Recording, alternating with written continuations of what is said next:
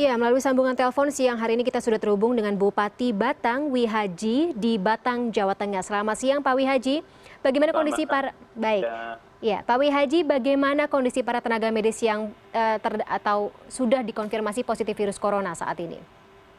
Jadi begini, Mbak, terima kasih bahwa dari Dinas Kesehatan kita sudah koordinasi dengan rumah sakit swasta di Batang, rumah sakit KIM. Kemudian dari laporannya memang dari 180 yang di rapid test ada 26 yang positif. Dari 26 itu yang sudah keluar rapid testnya 10 dan 8 diantaranya hasil swabnya positif.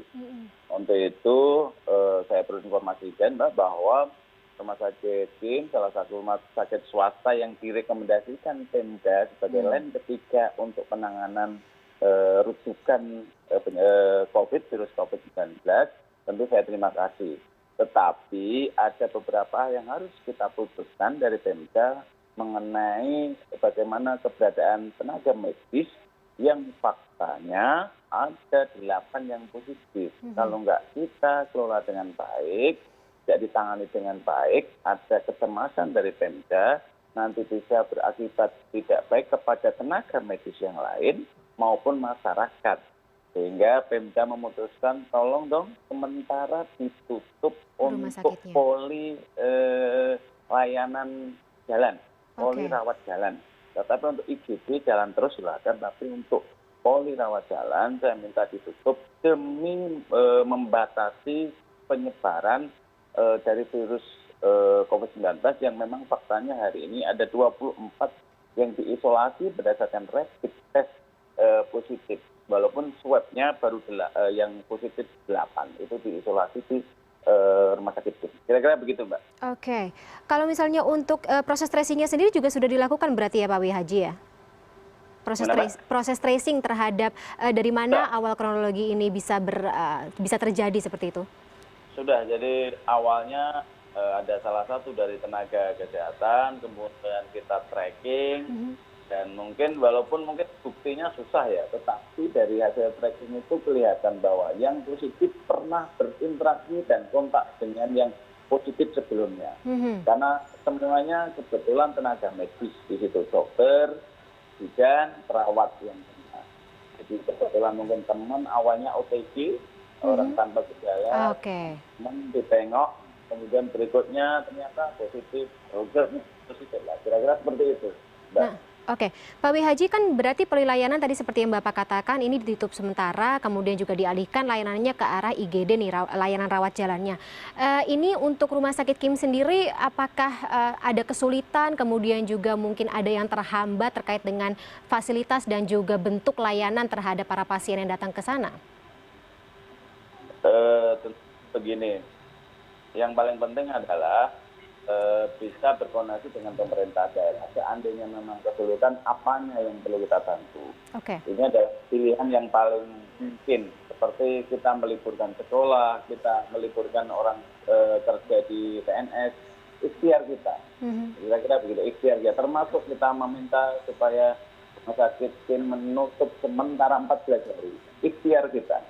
Nawa itu kita tetap baik, menjaga tenaga medisnya dan menjaga masyarakatnya. Karena kita cemas, seandainya karena rata-rata adalah OTG, jangan sampai yang merawat jalan pasien ini secara tidak langsung kena virus COVID-19 dari mereka yang imunnya kuat, yang memang OTG, orang tanpa gejala, dan itu lebih membahayakan bagi semuanya, termasuk medis yang lain, pun masyarakat atau pasien. Kira-kira begitu. Baik, Pak Wihaji, kalau misalnya untuk secara keseluruhan di wilayah Batang sendiri seperti apa Pak? Fasilitas kesehatannya, kemudian juga rumah sakit rujukan apabila ada pasien yang terkena COVID-19 untuk berobat ini sejauh ini bagaimana Pak? Berdasarkan SK Gubernur, Kabupaten Batang punya 1 rujukan rumah sakit. Kemudian SK Bupati menambah 2 rumah sakit, yakni 1 rumah sakit RSUD Batang, yang kedua rumah KIM ini bagian dari rujukan.